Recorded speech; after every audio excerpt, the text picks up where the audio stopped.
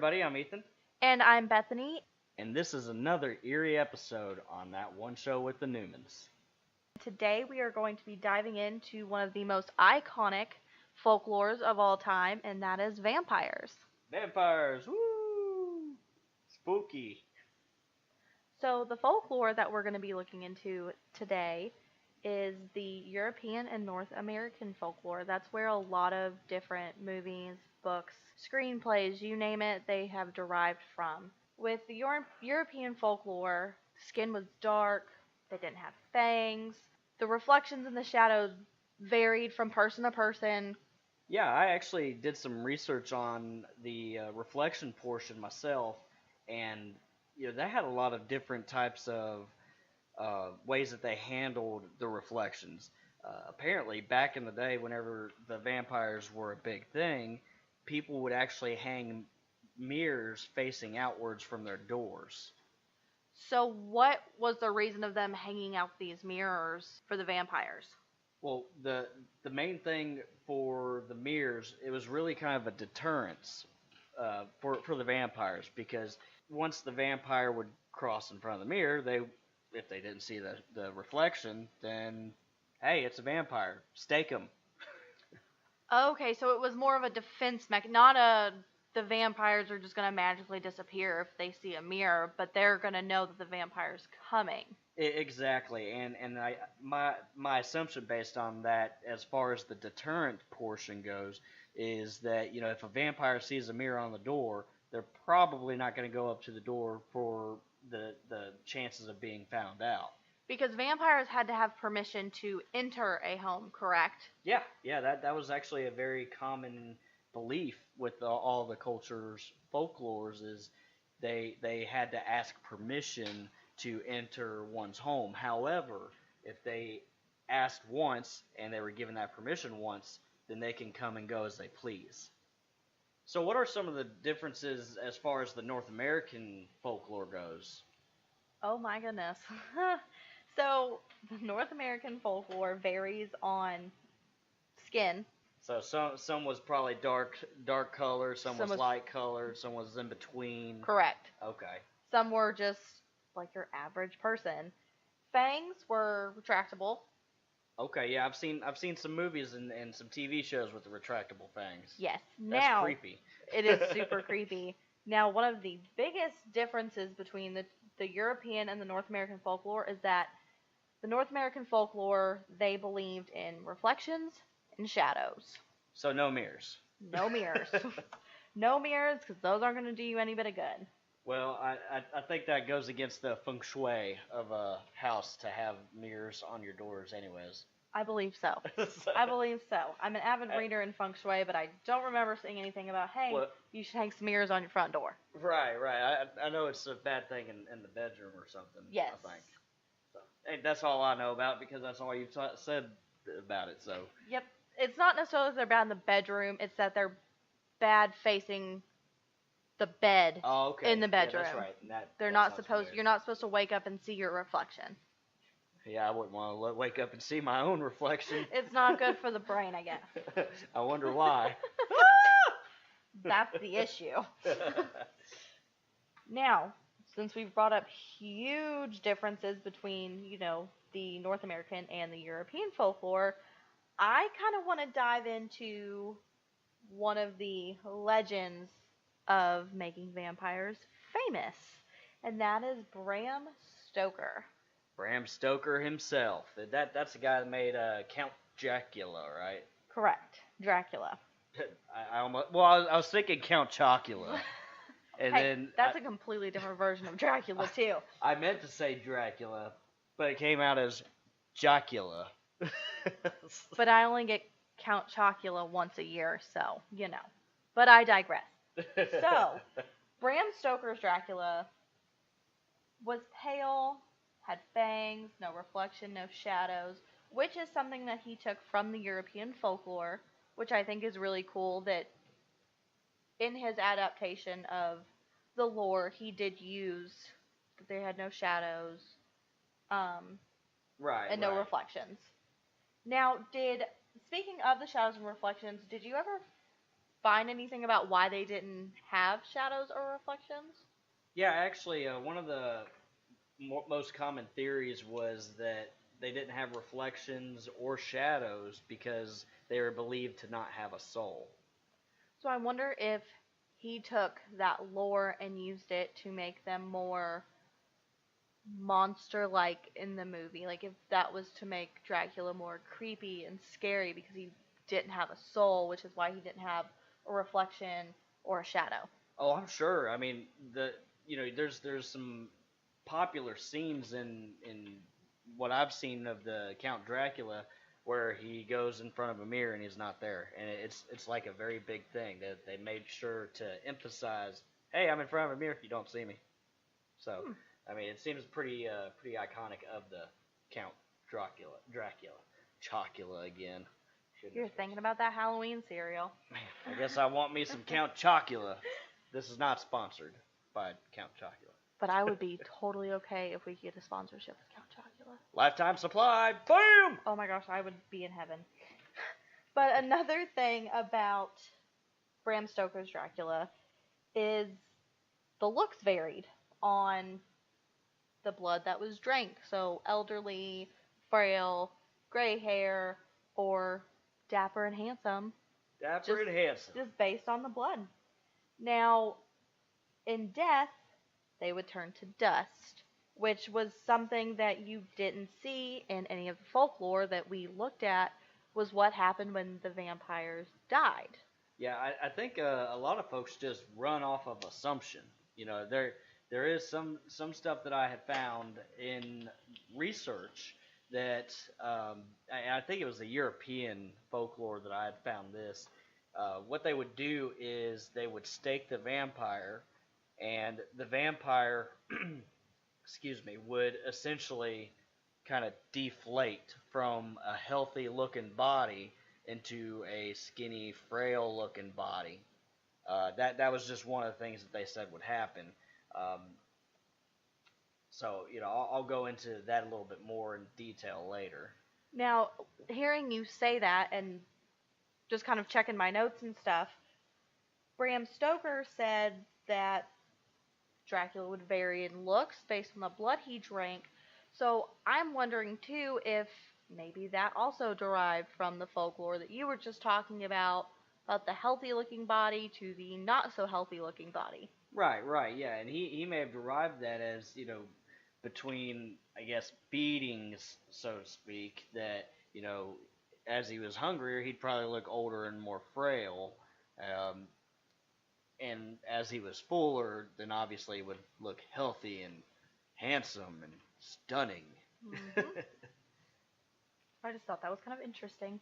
Yeah, it's definitely interesting the way that they implement the new, or not the new, but the old folklore into the new entertainment, like books and movies and TV shows. Well, I agree. I definitely think it's kind of weird how some, in my personal opinion, how some movies have adapted to vampires. Right. Yeah, there's a lot of different types of vampires out there.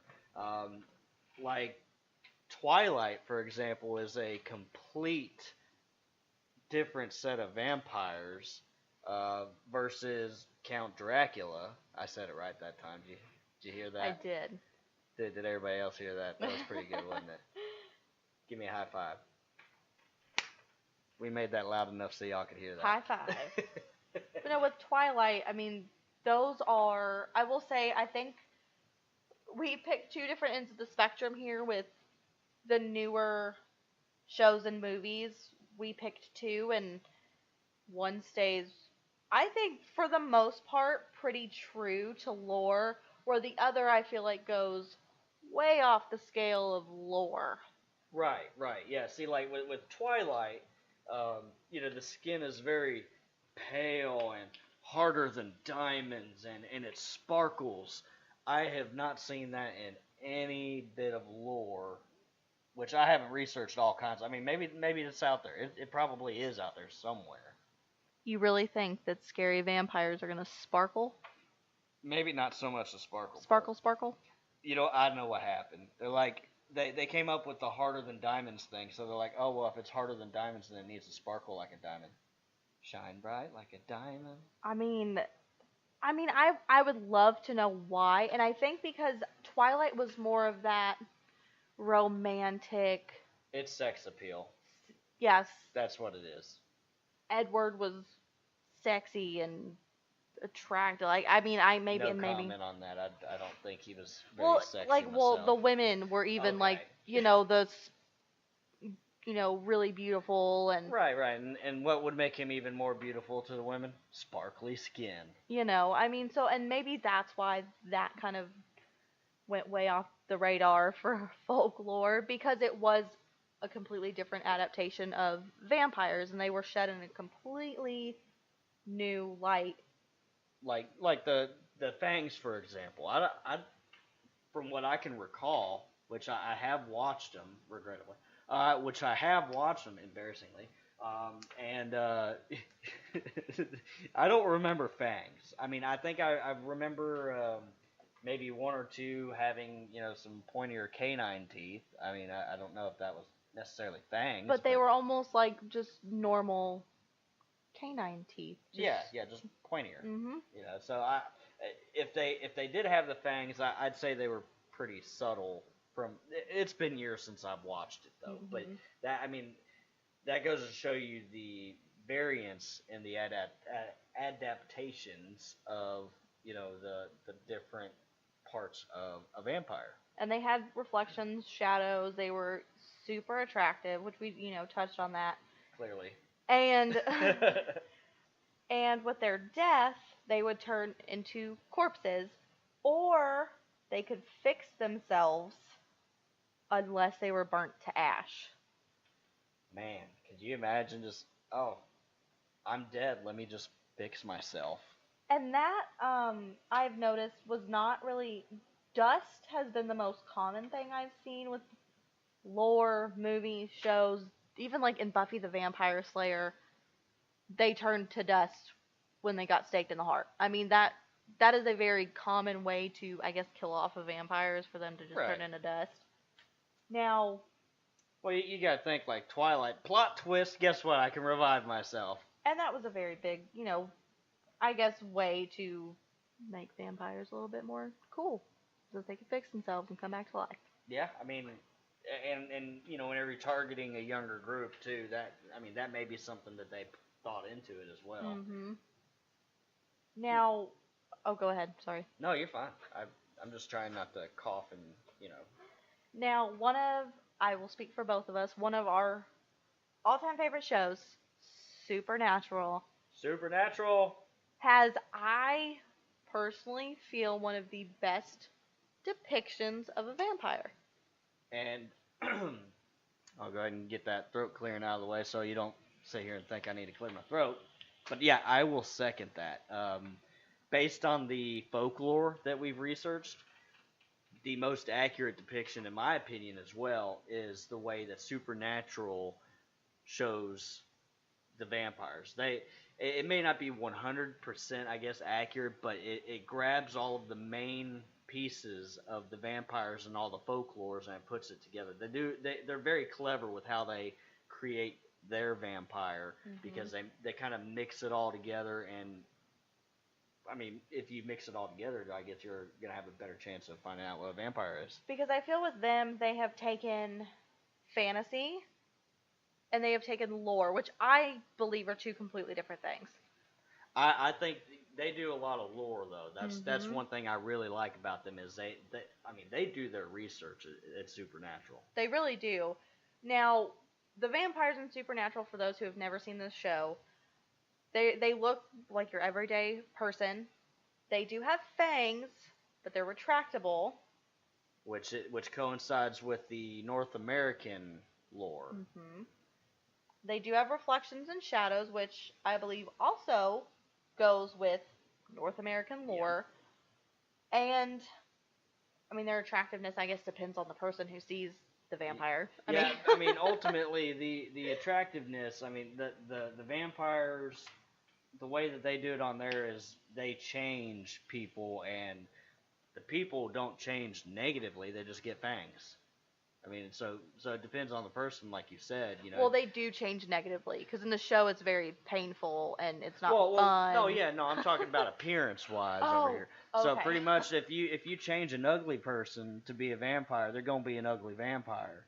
If you change a hot-looking person to a vampire, they're gonna be a hot-looking vampire. I mean, that's true. That's very true. And in Supernatural, upon death, they turn into a corpse, just like your normal person. But they have to be killed by beheading. Yes. In Supernatural, it's kind of how they've done that.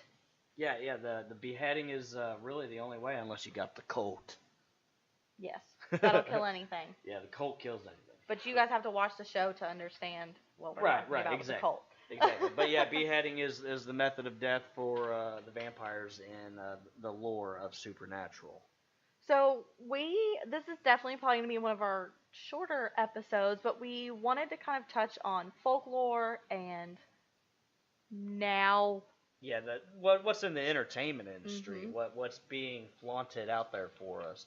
Now, what do you think about vampires? What do I think about vampires? Do you believe in vampires? I do not believe in vampires. For me, it's, I guess, one of those things that in my head is too far-fetched to be a thing. Kind of like Bigfoot and the Loch Ness Monster. Right. Which I'm sure we'll talk about those at some point in time. Oh, and I'm absolutely. sure there will be differing opinions in some of those conversations. I was actually, before I started researching vampires, I was actually researching Bigfoot a little bit. Were you? Yeah, I'm pondering it. We'll probably hit it up. Well, we might. Now, as far as let me give you my viewpoint on vampires. Yes, because you actually did have some really good points earlier when we were kind of talking about it for sure. Yeah, the way I look at the vampires is, I think, quite honestly, that it's all just a huge misunderstanding from lack of knowledge on how things work in life. What I mean by that is you got to think. Vampire lore dates way, way back. I mean, a long, long time, centuries ago. So, what was it? What was different between now and then? Well, I'll tell you. Knowledge. We didn't know a lot about the human body. So, what would happen is they would have somebody that becomes deceased, and I'm not exactly sure how they figured this out. I don't know if they just didn't bury the corpse, or if they buried the corpse and then they exhumed. Is that the word? Exhumed? Unburied? We'll say unburied for the lack of my vocabulary. I'm just sitting over here looking at you all confused. I wish our viewers could see my face sometimes. Right. So anyways, they would unbury the corpse, maybe. I don't know. I don't know how they figured it out. But what they would do is they noticed that with some of the corpses, they had one, there was one particular incident. It was a female. She had passed away for whatever circumstances, and they came back to her, and they saw that she was fuller than, she looked healthier than when she had initially passed. She was a little bit frail whenever she had passed away, but she looked healthier.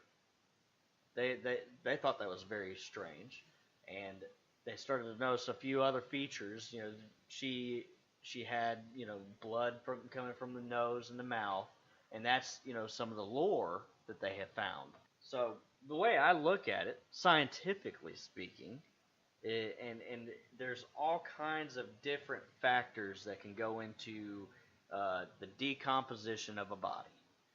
You've got the climate, and you've got the soil composition as well. So what's happened is, whenever they went and saw the body, yeah, it may have looked healthier, but guess what? That's the decomposition process. Not necessarily to look healthier, but to look fuller. They would get, kind of bigger and expand because of the gases with the decomposition. Now, hello, I'm back. I was Welcome back. In my own little world over here doing some research when you had talked about burials. It's amazing what will get the mind to say, let me Google that. Yeah, no. So I was off The my own FBI's after you. my own little world over here. Well, I just read something that said like cavemen practiced burial rituals in shallow graves. So my question would be, why are people digging up these bodies? Were they digging up these bodies, or did they just mysteriously become undug? Did they practice burial rituals? I mean, I have so many questions. Well, actually, one thing that comes to mind that I had saw in my research, and also from some common knowledge of, wow, that's gonna sound bad, decomposition of human bodies. Well, that, I mean, if you've ever watched an episode of CSI, I mean, come on. Well, yeah, I guess that's true too. But based on that, here's what my theory would be as to why they were digging these people up. Mm-hmm. As part of the decomposition process, there's a buildup of gas, and that gas has got to go somewhere. And usually, what it does is it'll expand the body Mm-hmm. and give them that fuller look, like I was just talking about. And then there's other ways. There's holes in the body, and those holes create exit points for the gases to escape. Mm-hmm. So, with these shallow graves, and this is my theory, again, the gases, whenever they escape the body, sometimes they can vibrate the vocal cords, or they can go out the opposite end and create Mm-hmm. flatulence. Well, whenever the air escaping would vibrate the vocal cords, it can come out as some sort of groaning noise. So whenever okay, well, someone's groaning underground, let's dig them up, they're not dead. And then they pull them out and they're dead still. So, I mean, there's a number of different reasons, I guess, why they could have done that, but that would be my theory on it. And depending on how long it was or how soon it was before they dug this body back up would be, I guess, how they would see this body and determine that's a vampire. Yeah, absolutely. I mean, you got to think, if you bury a body and it was we'll just say like an old lady, maybe your old cousin's grandma or something, and she went into the ground, frail and small. Then y'all heard some groaning noise one day and decided to dig her up, and then she looks like she's gained about 20 extra pounds, and then she's got blood coming from the mouth and nose. I mean, back then they may have thought she's feeding on blood and would make an assumption. And Bethany has got her hand up. Yes. So, and then of course I started researching on Google again. So I was kind of curious, is that why we started burying people in coffins? So they couldn't come back from the dead, which it said that it's mostly due to respect. Yeah. I mean, it was to protect the living from, if there was floods, infectious diseases, and things like that. But right. Who's to say that this didn't start because they were like, okay, we're going to keep these suckers in the ground and from coming out, and we're going to stick them in wooden coffins because if it somehow splinters, it could just stake them in the heart for us. I don't know, but I was just kind of curious on why people were buried in caskets and coffins, and now that's because it is a little ironic that Dracula or a vampire you see, like, especially like in cartoons and stuff, or like more of, I guess, the not serious shows that they sleep in coffins. Right. Yeah, no, that's so. I'm sure they derived that from the lore one way or another, and it's funny that you mentioned that too, because I just started thinking, there's also lore about poppy seeds, and what they would do is, one of the traits of the vampires, there's a scientific word, I don't know how to pronounce it, it's a big medical term, but essentially it's OCD. And that is actually one of the so-called weaknesses of the vampires in a lot of the different lores. So what people would do is they would sprinkle poppy seeds on the ground above their burial, and the reason they would do that was in hopes of the poppy seeds to fall down for the quote-unquote vampire, if it is a vampire, to be distracted. Because due to the OCD, they have to count each of those poppy seeds. That was the belief. Mm-hmm. So it's definitely, we have for sure found out a lot of different things about the different lores and the way people have taken adaptations with vampires. Yeah, absolutely. And we love hearing all the different types of lores and people's opinions. So, find us on our Facebook page and tell us what your opinion is on it. What's your thoughts on vampires? Do you believe them? If so, what are the lores that you believe? If you don't believe them, what's your theory? Why do so many people believe in vampires? Why are there vampire lores? We want everybody involved in this. This is it's a community. Mm-hmm. And we respect everybody's, different opinions and beliefs on certain things. And some people believe in lore, some people don't. Some people believe in vampires, some people don't.